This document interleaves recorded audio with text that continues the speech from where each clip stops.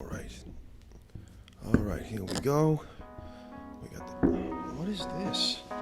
Oh my god. All right, here we go.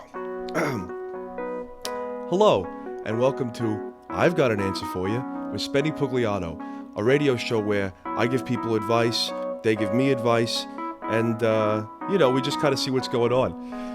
I'm Spenny Pugliano, and I'm here live from my friend Alon Elion's house. Alon is not currently at home because he is having a consultation for penis reduction surgery. Alon, if you're listening, honestly, I hope that you do not go through with it. I think that you're fine just the way you are. Everyone is, but I will say that I walked in on him when he was going to the bathroom one day, and it was a nice shape. Anyway, the topic for today is expectations, and I'm very excited to bring on my first guest, actually the second guest of the show, my first guest of today, and my only guest. We're just doing one guest per show, so I don't know why I said first, but the last episode was the first guest, and then also the first guest of the show, but it's the only guest, and then now it. Anyway, the topic for today is expectations, and before I bring out our guest, our only guest. I just wanted to say, if you want to be on our show, on my show, all you need to do is direct message me. Alon told me exactly what to say. Direct message me on Instagram. The Instagram is, I'll try and put it on the screen right now, or Alon will do it. It's Spenny Pugliano is the Instagram screen name, but it's at Spenny Pugliano. It's the A with the circle, not the A with the circle and then A. Here I've Got an Answer for You with Spenny Pugliano. Most of the time, I think people are going to call in and ask for advice. That's what I saw as my vision for this show. But it just so happens that a good friend of mine happened to be walking by today, and I thought, hey, wouldn't it be fun if she could come on the show and be kind of a live guest? And I was right. It was fun to see her so far, and I think it will continue to be fun. So, without any further ado, please welcome our second ever guest on the show, Chloe Radcliffe. Hi, Spenny. Hey, Chloe. How are you? So this is normally when somebody would ask me a question, they call in on the phone. Yes.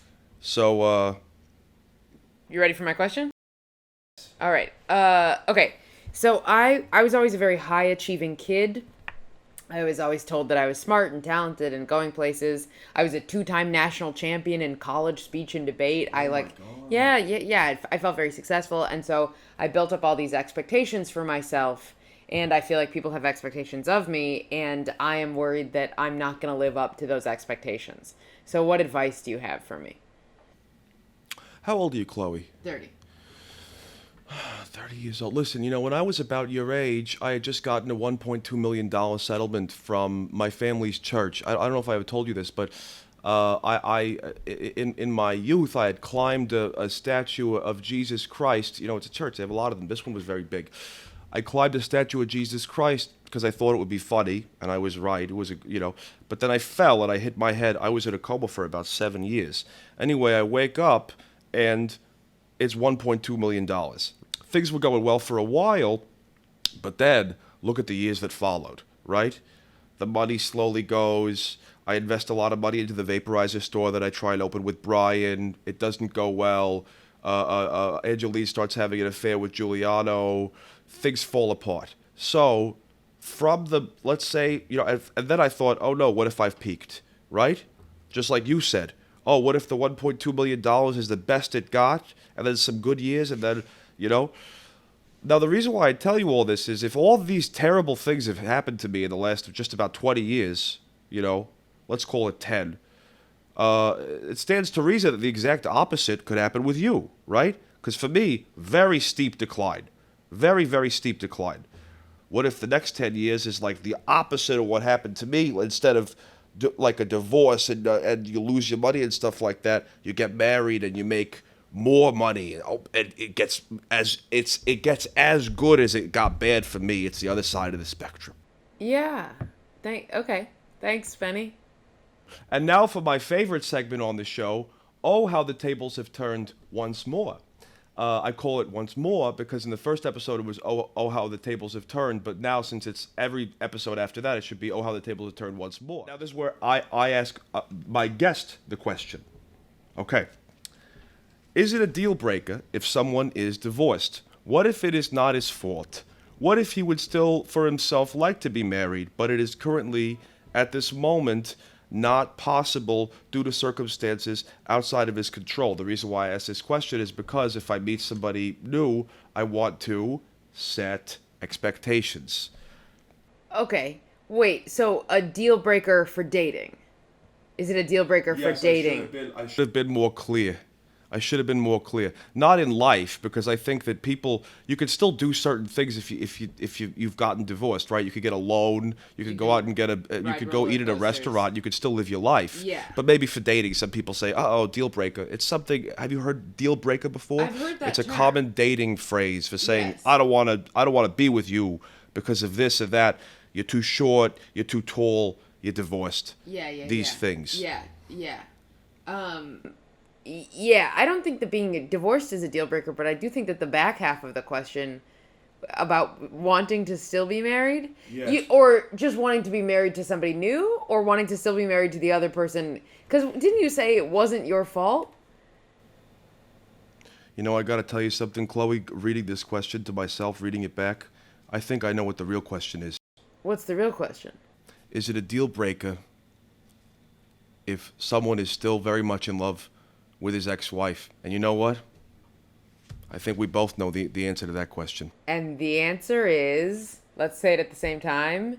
1, 2, 3. No, Yes. because it shows how much you can love. Okay. It shows that you love so deeply. Yeah.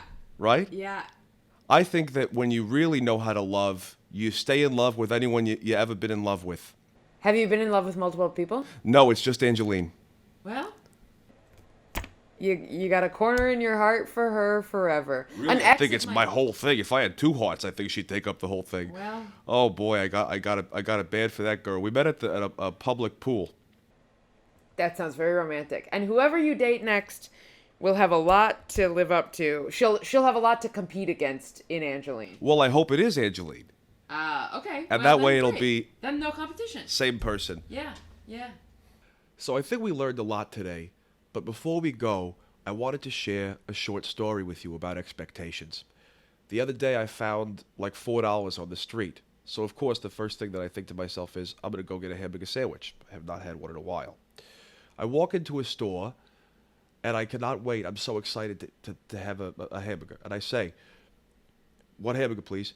And it turns out they did not have any. I misunderstood the situation. The place only served coffee. It was a coffee shop. Fine.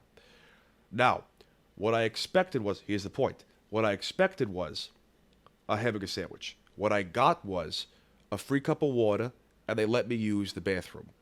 Okay?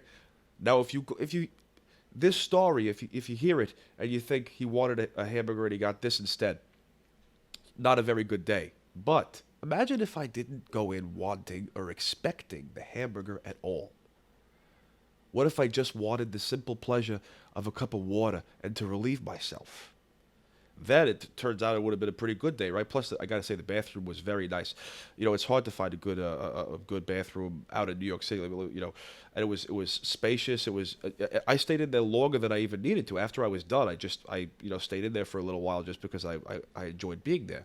But that's not the point. My real point is that good small things happen all the time. But our expectations, I think, can ruin our perspective. Plus, I got to keep the $4 as well. I don't even know, I still got to figure out what I'm going to do with it. I could get a hamburger somewhere else, but, I'm not as much in the mood. It was, sometimes you're really in the mood for one thing, and then it's like, oh, I really want that thing, but then it goes away. It's not just with food. It can happen with all sorts of stuff. It can even happen with, with people. So that's our show. Thank you so much for joining us. I hope that you will join us again next time when the topic of conversation will be stories. Until then, I am Spenny Pugliano. I love you, and I'll wish you all the best. All right, here we go. So this is off.